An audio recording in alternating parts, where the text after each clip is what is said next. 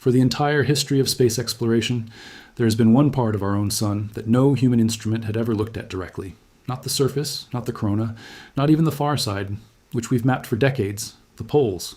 Every spacecraft we've ever sent toward the sun has approached it from roughly the same flat plane that the planets orbit in. This means every image we've ever taken of our own star has shown us its poles only from the side, at a useless, foreshortened angle, like trying to understand someone's face by only ever looking at their ear. In March of 2025, that finally changed. A spacecraft tilted its orbit high enough to look straight down at the sun's south pole for the first time in human history. And what it found down there wasn't calm, and it wasn't simple. It was tangled, chaotic, and actively rewriting some of the most basic assumptions scientists have held about how our star actually works. This story starts with a mystery that had already been building for years before anyone got a clear look at the pole itself. Our sun operates on an 11-year rhythm, cycling between a quiet phase called solar minimum and a violently active phase called solar maximum. When sunspots multiply, solar flares erupt, and enormous clouds of magnetized plasma called coronal mass. Ejections blast outward into the solar system. Scientists have gotten reasonably good at predicting how strong each cycle will be, using a method that essentially reads the sun's magnetic field at its poles during the quiet phase and uses that reading to forecast how energetic the following active phase will become.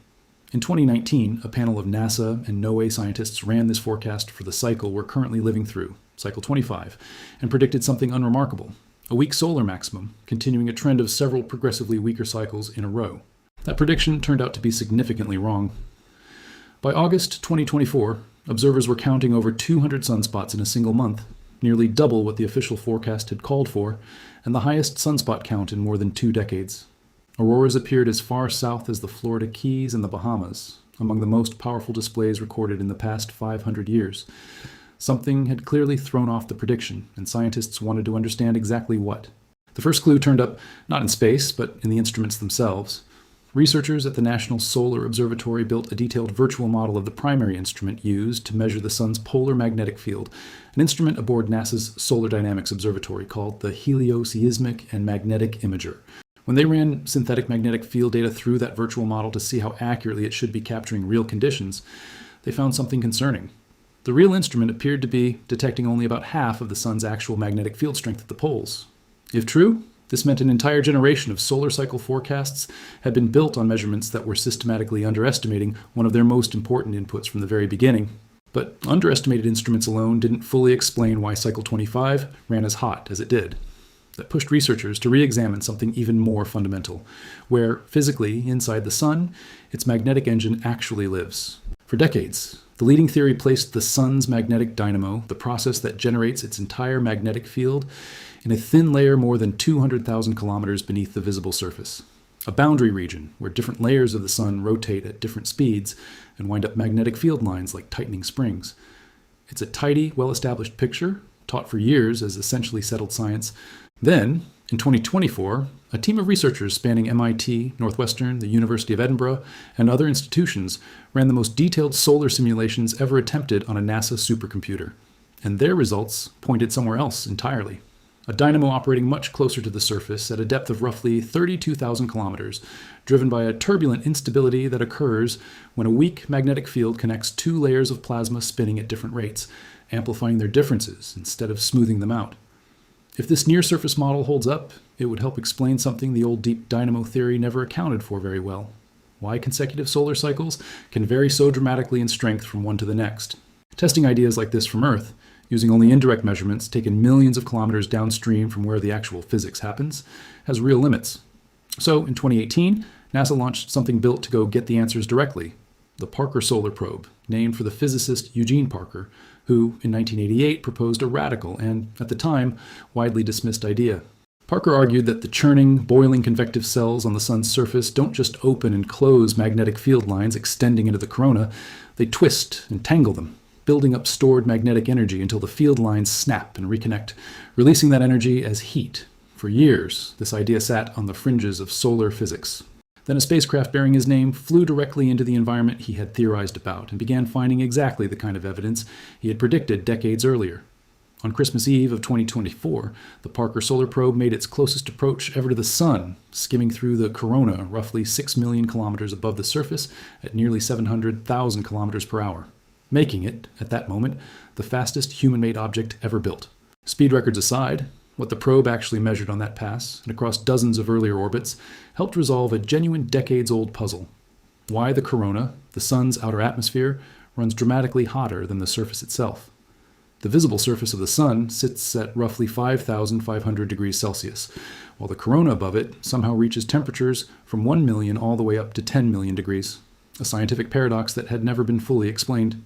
Parker's instruments found part of the answer in strange S-shaped kinks in the magnetic field of the solar wind, structures researchers call switchbacks.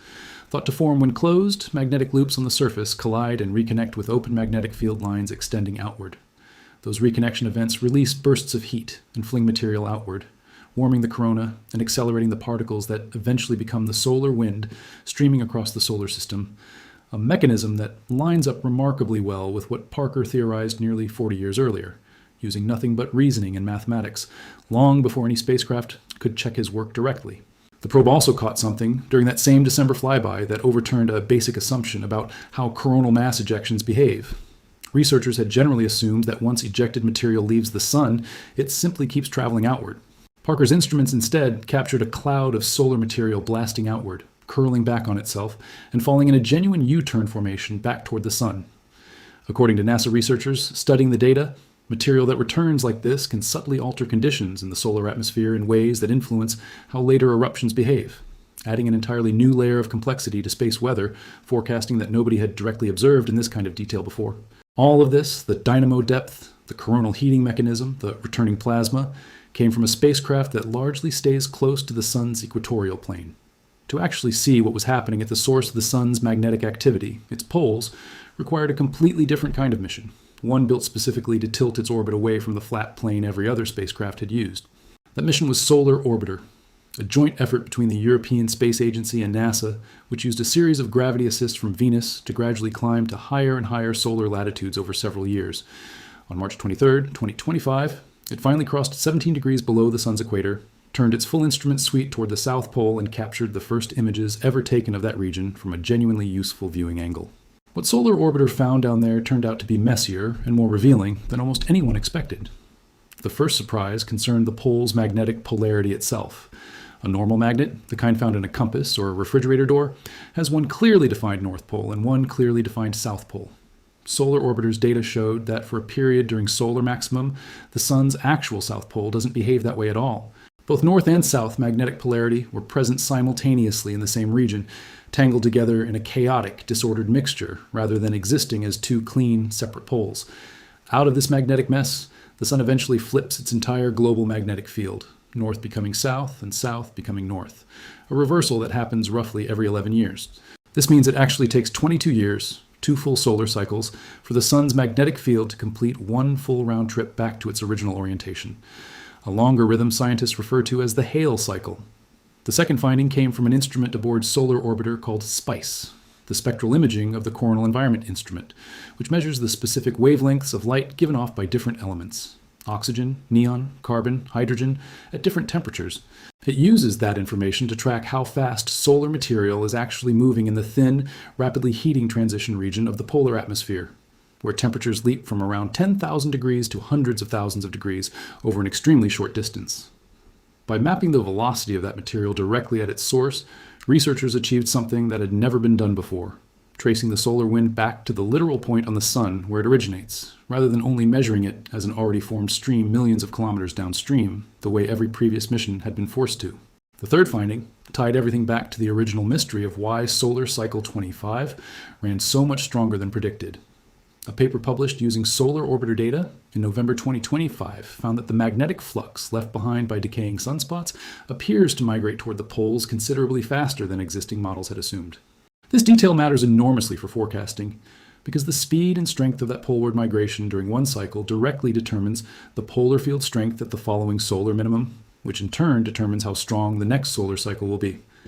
If magnetic material is arriving at the poles faster than the models account for, then every forecast built on the old assumptions starts out measurably off before a single sunspot of the new cycle even appears. Put together, these threads suggest the same underlying story from multiple independent directions. The instruments measuring the sun's polar field were undercounting its true strength. The theoretical model of where the sun's dynamo actually lives may have been wrong by a factor of nearly 7 in depth, and the physical process moving magnetic material toward the poles may be running faster than assumed. Any one of these alone might explain part of why Cycle 25 surprised everyone.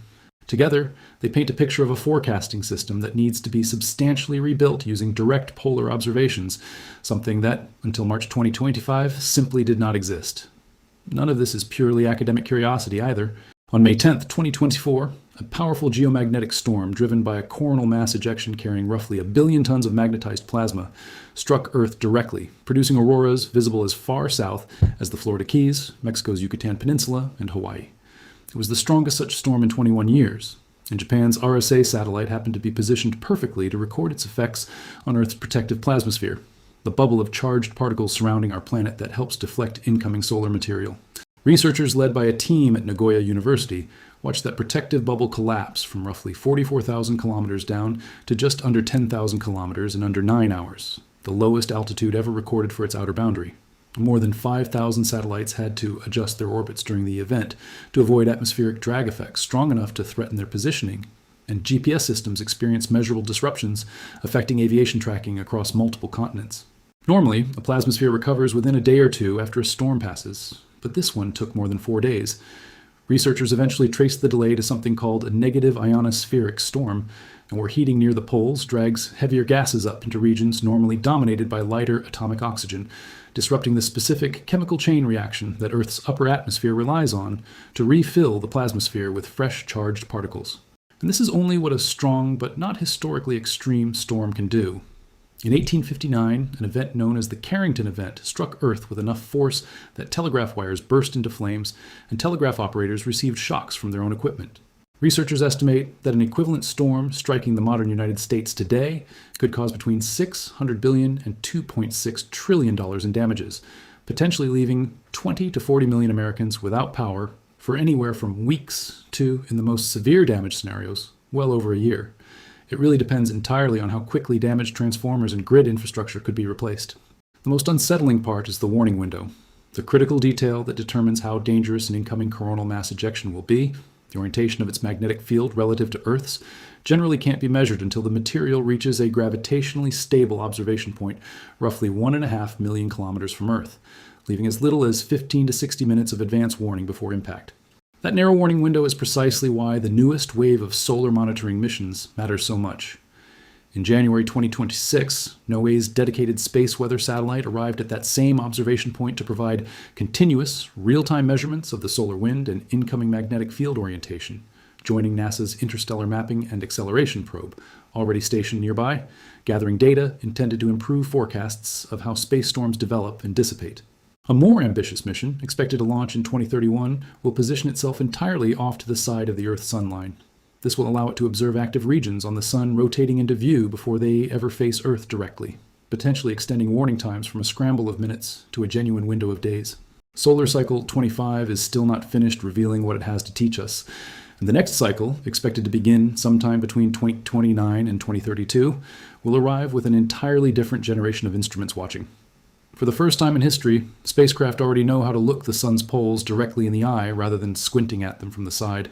What Solar Orbiter found in that first direct glimpse south, tangled polarity, faster than expected magnetic migration, an entirely new vantage point on where solar wind actually originates, didn't answer every question about why our star behaved the way it just did.